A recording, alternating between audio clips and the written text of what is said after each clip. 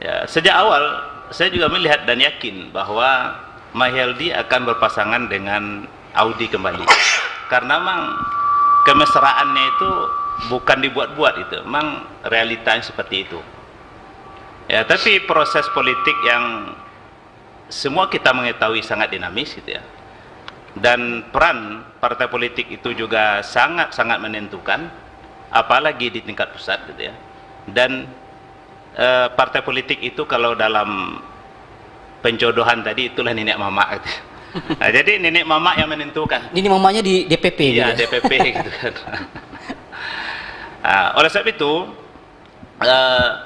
kalau Pak Dian sebut tadi Buya akan melawan kotak kosong bersama Pasko, saya tidak yakin itu. Karena Sumatera Barat ini adalah percontohan masyarakat demokratis.